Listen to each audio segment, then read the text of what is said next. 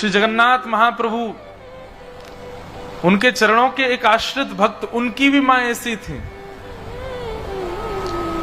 उस भक्त का नाम था साल बेग। बहुत सुंदर कथा है श्री साल बेग जी की।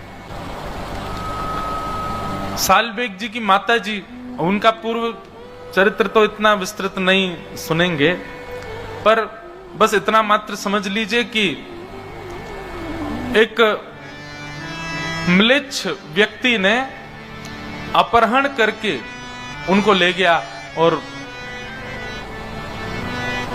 हठपूर्वक उनके साथ ब्याह कर लिया, और ब्याह के पश्चात उनको गर्भ धारण हुआ। बहुत ध्यान से सुनना। तो जब गर्भ धारण हुआ तो समुद्र में अपने प्राण त्यागने के लिए जाने लगी। तभी मन में एक भाव उत्पन्न हुआ, मन में एक विचार उत्पन्न हुआ कि इसने क्या बिगाड़ा किसी का, इसका क्या दोष, मैंने अपने जन्मों के, पूर्व जन्मों के पाप के कारण ये सब मैंने सहा, पर इस जीव की क्या गलती है, इसको मैं क्यों मार रही हूं। बस वह भाव चित्त में आया और अपने प्राणों का त्याग करने जा रही थी, रोक लिया स्वयं को। कुछ समय के पश्चात उस बालक ने जन्म लिया।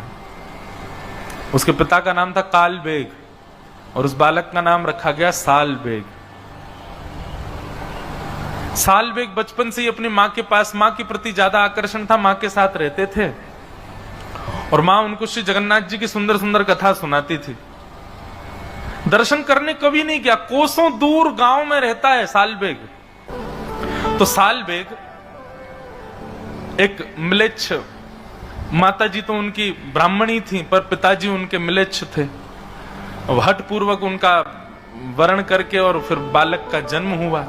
साल बेग बचपन से ही कोई भी बात होती जो जगन्नाथ जी जगन्नाथ जी जगन्नाथ जी के बारे में उनकी माता जी सुनाती रहती।